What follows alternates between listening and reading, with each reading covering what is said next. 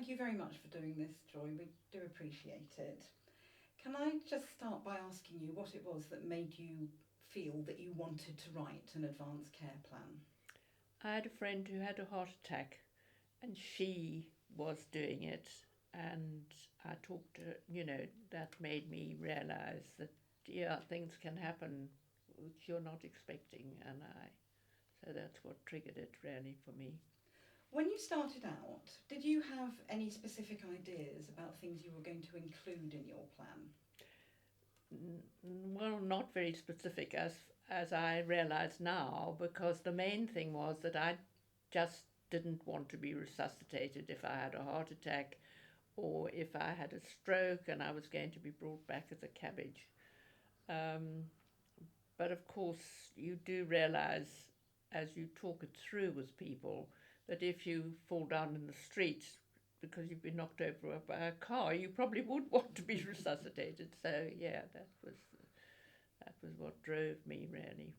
So you did change your mind about a few things as you tried to refine what you were thinking. Yes, I suppose I did, but not the basic premise. Mm. And how did you feel once you'd written it? Well, I was quite pleased actually to have it done. Yeah, I was quite pleased. Um, I, you had the experience of your husband having an advanced care plan, didn't Yeah. you, Joy? Did that Was that useful in any way? Did that change how you thought about things? No, I'm quite pragmatic about death. And he'd been ill for a long time, and he was saying, I've had enough. So I think even without the advanced care plan, I would have chosen to nurse him at home, which I did for as long as possible, which I did till the end. Um, and B, I would never have asked him to, to be on any treatment which would have kept him going for longer, because what's the point? In fact, he was diagnosed with cancer and he refused to have treatment because he said, well, I've got an underlying disease anyway, so what do I want to go through chemotherapy? So we had the same sort of thoughts about it. What would you say to people who think that it might be an upsetting process to write an advanced care plan? Well, I have to be careful about that because to me it's not upsetting at all, but I have to accept that I suppose to some people it is. But you know what I'm like, Sophie. I would probably say to them, oh, grow up, you've all got to die, just do it.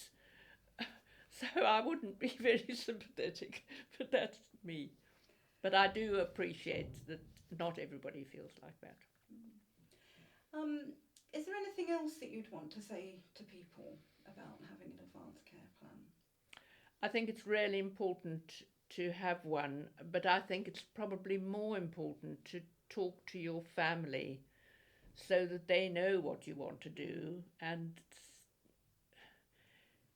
so that you can try and reconcile any differences of ideas, Mm. because I have heard of situations where families are fighting about, one lot is saying, we'll let her go, and the other lot is saying, no, keep her alive. So I think it really is important to have some sort of overall consensus about what you want, actually.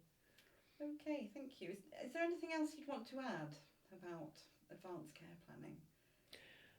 I think one thing you've got to bear in mind, and that is as far as the wishes and desires for your end of life care, that you can only you can only request and write down what you would like, but nobody can guarantee that that's what will happen, because you may want to stay at home, but your partner may but just get so exhausted and so frazzled by it all that actually it's kind of for everybody to. So I think you've got to be reasonable.